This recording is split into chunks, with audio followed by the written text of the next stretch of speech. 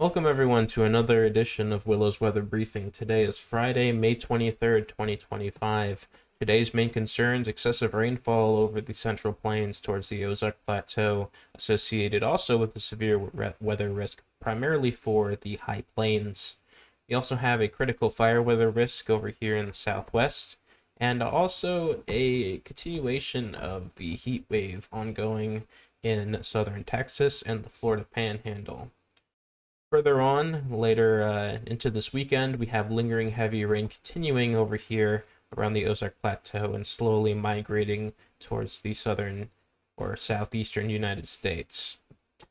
Currently on satellite, we have a low-level cyclone over here in the northeast, contributing to overall gloomy weather and cold temperatures over here in places like New England and the broader northeast region.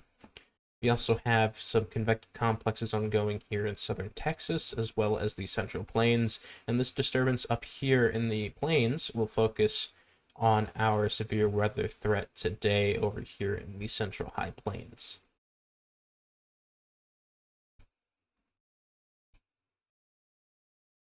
So here is our SPC storm reports from yesterday. The SPC upgraded this to a hail-driven enhanced risk, and you can see kind of why. There's clearly a threat for some large hail over here near the Red River Valley down towards central Texas. Here is our drought monitor map. The solid lines demarcate the areas of greatest concern of drought. Please pause the video if you want to see that. Over here is our current watches and warnings. We still have frost advisories over here in the northern tier to the upper Midwest. We also have flood watches over here associated with that excessive rainfall. This flood watch will most likely expand into much of the central United States as we get soils to moisten over these continual rounds of severe weather, which we'll see over the next few days, which will cause backbuilding and trending storms downstream of that storm initiation. We also have red flag warnings here near the Great Basin, just west of the main corridor of the Rocky Mountains, or Intermountain West, rather. So here is our surface map today. Most of the central United States dominated by high pressure, bringing this cold front down, also supported by this low pressure system here, bringing a sweeping cold front down, bringing some heat relief to portions of the southeast, but some of the southeast will still remain hot, like southern Texas and the Florida Panhandle. We do see some semblance of surface responses here across the Rockies, which we will see brief transient surface responses over the next few days, bringing us some focuses for severe weather and flooding. Here's day 2, another surface response here in the Rockies, also some high pressure here. This episode of severe weather is kind of characterized by this battle between this high pressure system trying to bring cold air to the south and these transient low pressure systems that's sort of forming over a meager flow aloft, trying to bring that warm air north. So that is going to be the battle that's causing the severe weather episodes in the plains, but also downstream a significant flash flooding threat.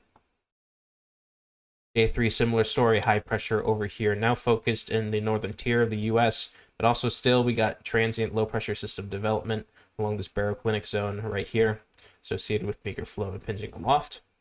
And also that will cause a severe weather threat and a downstream flash flooding threat. So speaking of flash flooding, today, day 1, slight risk of flash flooding over the Joplin vicinity, Joplin, Missouri. Over 3 inches of rain expected in this slight risk, pockets over 5 inches potentially. Slight risk slightly expands east tomorrow. Get that, slight risk slightly. Thought I was being funny. Rounds of training in backbuilding cells. WPC is talking about a moderate risk on this day tomorrow, but still corridors of enhanced potential still need to be worked out. And finally, on day 3, we already have a moderate risk around the Joplin, Jonesboro vicinity. Also extends towards cities like Tulsa, Oklahoma. We expect an additional 2 to 4 inches of rain over already moist soils from today's and tomorrow's rain. So they were pretty confident in putting out this moderate risk of enhanced flash flooding is obviously a great concern, especially for areas that are in any valleys or areas that are low-lying, prone to flash flooding. Poor drainage is also a concern for areas in this moderate risk. Day 4, the slight risk sort of pushes east a little bit, associated with that cold front starting to make its way south finally, starting to become stationary after there's no more enhanced flow aloft, so no more low pressure system trying to battle the warmer northward. So the slight risk will move southward, and that sort of is also demarcated by this marginal risk, which will cause a sagging stationary slash cold front down towards the deeper portions of the south. Looking at our fire weather outlook, critical fire weather risk for western Arizona and southwestern New Mexico. This includes cities like Flagstaff, Sedona, Winslow, and Sirocco, New Mexico.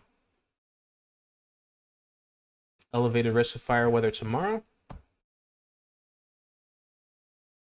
And we have low probabilities for the extended range. Over here today, we have a slight risk of severe weather over here, kind of stretching over the central high plains down towards the Ouachita Mountains down here in eastern Oklahoma.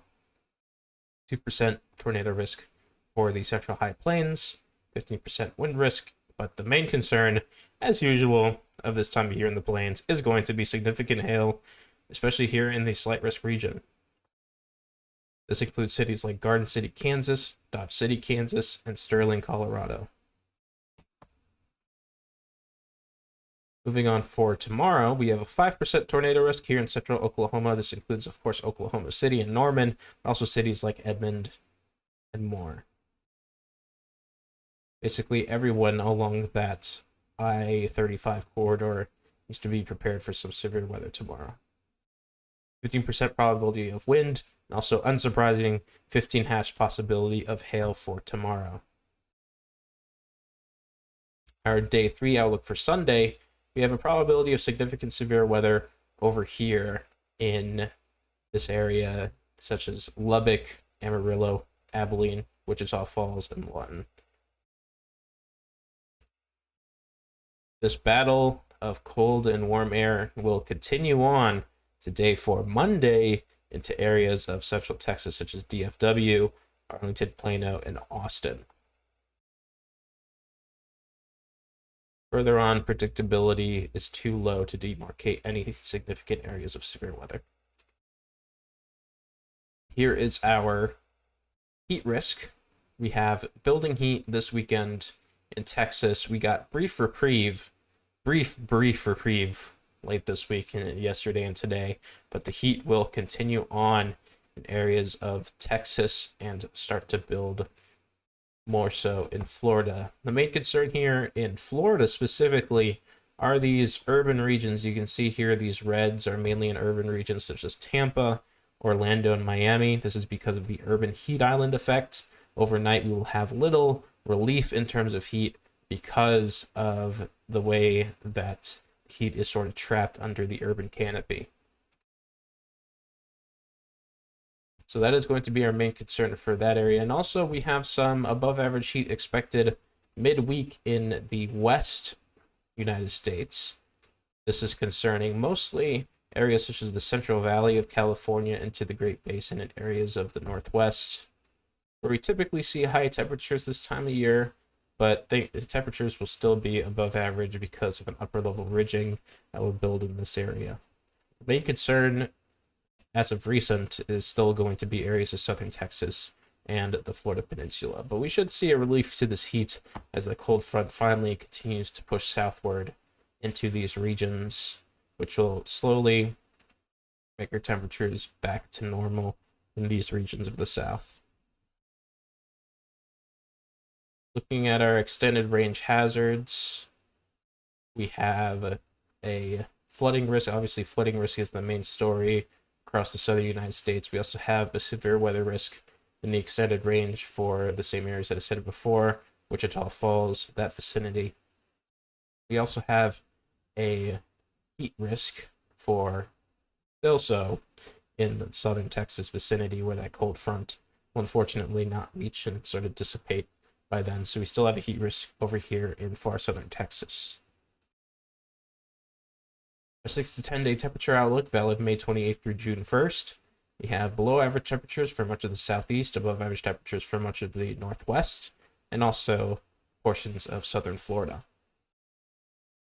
6 to 10 day precipitation outlook above average for much of the southern United States and below average for portions of the upper Midwest. So let's look at our severe weather threats today. Just broadly, right now, look at the spatial coverage of severe thunderstorms. Here's paintball plot, one of my favorite plots ever. This is indicating areas of intense precipitation and is a proxy for storm cover. So you can see I'm recording this right now at 1Z, or not 1Z, sorry, 13Z, 12 hours too late. So here we go. We have nothing so far, but as we move on, you will see sort of storms forming off the dry line, or trying to form off the dry line over here. And our main concern will be later as we get that low pressure system sort of invigorating over the Rockies. Here at 4 p.m., you kind of see that initiation over the high plains and also areas of western Texas. These storms will slowly sag to the southeast and will cover most of the slight risk area. And also storms down here in western Texas will also move towards the northeast. By, let's say, 6 p.m., according to this HREF, we should see some storms impinging on the more populated regions of Texas, such as Lubbock. By 7 p.m., we should see storms starting to reach the, I believe that's I-70 corridor over here in Kansas by 7 p.m. This includes cities like Hays, Kansas, and Goodland, Kansas. So by 7 p.m., those storms should reach there. Eventually, possibility, these storms will grow upscale overnight, concerning areas with flash flooding because of this upscale growth that's going to occur. Let's look at the model runs broadly right now. Get our forecast loop here. So starting off here, we have this upper level low sort of twisting and turning over here in the upper Great Lakes, which is causing our much below average temperatures over here and our surface cyclone to sort of spin on the cusp of this trough right here. But this is also causing our, so upper level divergence up here, sorry, upper level convergence up here is causing our high pressure system, which is causing our northerly flow to push this moisture southward and try to suppress any northward advance of that moisture. We have this broad troughing, broad ridging over here across the southern United States, which is also causing our above average temperatures for much of the southern US. But you can see there's these glancing blows of enhanced flow over here in the Rockies, which will cause continual development of transient low pressure systems that will cause a fighting between the high pressure system up here and the low pressure system down here, which is the cause for a convergence in severe weather in the central to southern plains. As we move forward towards Sunday, we have a troughing over here in the southwest, which may support at least a more robust threat of severe weather. But again, the story kind of remains the same. We still have a surface cyclone development over here along this baroclinic zone that's sort of setting up here in the central to southern plains. And then that will, on Sunday, cause additional severe weather. And moving a little bit more forward, our pattern becomes a bit less robust. We have upper level low starting to spin over the upper northern plains. Otherwise, looking towards a quieter pattern towards mid next week.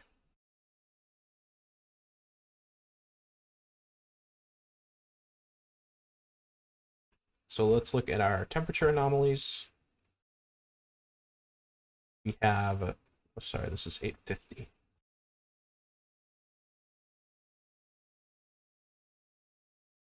Over here, much cooler weather across the Midwest towards the Northeast because of that upper level low, much above average temperatures for areas such as the southern United States because of that ridging and advective regimes by that surface low. Continual below average temperatures over here in the Central Plains, Central United States, much of the Central United States. Because of that stationary front, we have cold air to the north, warm air to the south.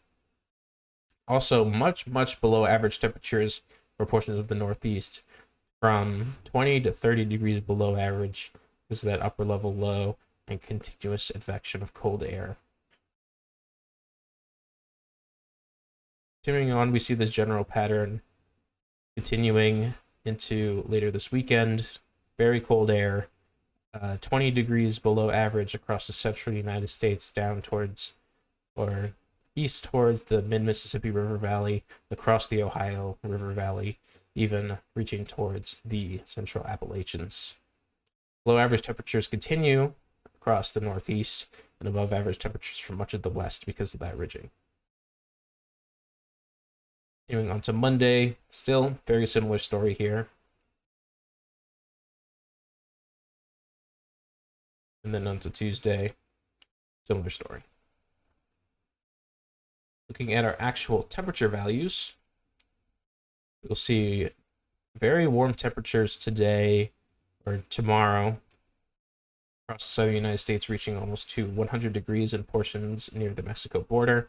Also much below average temperatures for areas such as the central United States up towards the Northeast and Northeast in the 40s to 50s during peak heating, and also central United States only up to the 50s and 60s into peak heating tomorrow. Monday, general pattern remains the same, around the 50s to 60s in the central United States, especially the Central Plains into the Midwest. Also, temperatures will slowly creep higher in the Northeast, it looks like, into the 50s. Temperatures still in the southern United States up to the 100s, triple digits, and temps in the West still pretty warm. General pattern will continue on to midweek next week. I actually neglected this. Let's take a look at our surface responses here on the GFS. Here, low pressure system across the Central Rockies today, which will be the impetus for our severe weather today. Those mesoscale systems will sort of migrate off to the southeast, contributing to the flash flooding threat. Tomorrow, same thing, low pressure system forms off the Rockies, brings moist air north, battling this broad high pressure system up in the Canadian Shield up here. And that will bring additional severe weather tomorrow.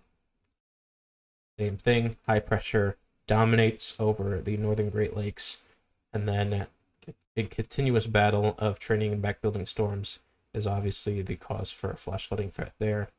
Also some severe weather on Sunday for much of the central to southern plains. Same thing for Monday as well. But overall, generally trending quieter into mid next week. This cold front will sweep across the southeastern United States, bringing again cooler and rainier weather over deeper portions of the south. And we should see a much quieter evolution as we move forward. Of course, that neglects, at least on this model, that sort of generally neglects our dry line. That's sort of a semi-permanent feature at this time of year, which may bring more short-term severe weather risks into portions that are just east of this dry line.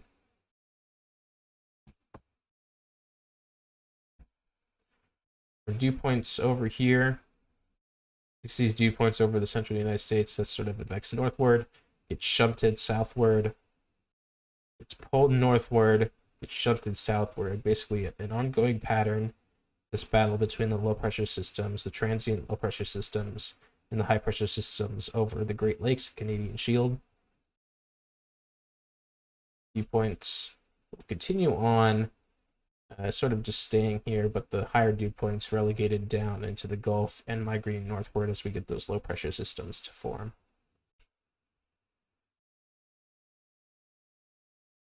So let's take a closer look at the severe weather threat today.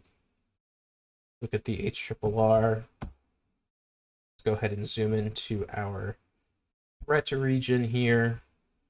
See our dew points, which is obviously very important.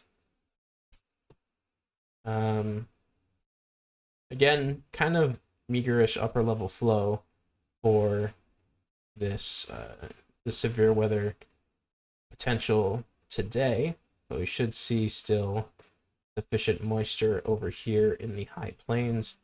Dew points up to the 50s in these regions, which is good enough for severe weather, and this low pressure system will cause initiation across this boundary, as I said, on the HRF ensemble, possibly around 4 to 5 p.m. around these regions. And let's go ahead and look at our severe weather parameters. Let's go ahead and look at our 0 to 3 kilometer. Well, not yet. Let's look at our mixed layer cape. Right now, you can see sufficient mixed layer cape kind of nosing into this particular area here around the Nebraska-Colorado border. Should be sufficient for the initiation of severe weather. Look at mixed layer convective inhibition and kind of eroding away as we get into the later part of the day. Convective inhibition sort of holds across the dry line down here in the southern regime, but mixes away pretty well over here, which is conducive to the initiation of severe weather. Let's look at our bulk shear values. This is our main ingredient for supercells. Bulk shear fairly elevated in these regions, such as western Nebraska and northeastern Colorado here. About 50 plus knots of bulk shear, which should be sufficient for organized convection and supercells.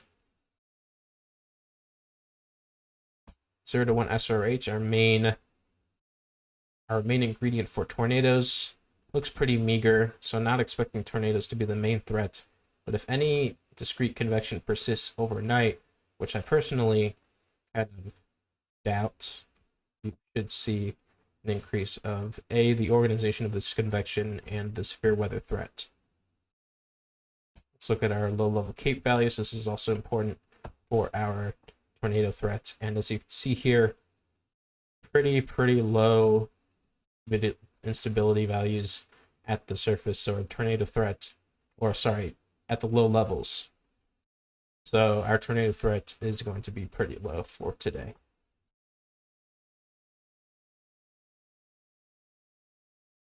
Take a look at some soundings up here. See a big supercell there, but we're not really interested in taking this reflectivity to literally. Let's take a sounding here in northeastern Colorado. And you can see here why our severe weather threat is going to be mainly hail and wind. It's because of these stable low levels that is good for the transport of winds down to the surface. This is also good for mitigating your tornado threat. You need this low level instability to really stretch that vorticity up towards the mid levels. And generally good instability up here in the mid to upper levels, but really lacking that low level instability needed for the threat for something like tornadoes. But very straight photographs here, and decent stability should cause enough threat for a good hail risk. So I am actually curious to take a look at southern US. We have some sort of semblance of a threat here. It mostly looks non-severe though, based on what I see in the reflectivity. You can kind of see why. It's getting instability on the upper levels, very high temperature dew point spreads. So these cells down here will most likely just pop up quickly and then deplete pretty quickly.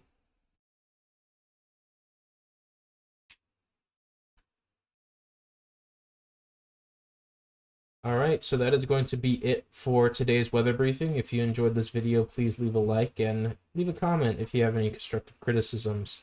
Of course, if you have any specifics that you want to know regarding your area, please refer to your local broadcast or National Weather Service meteorologists. Thank you and have a great day.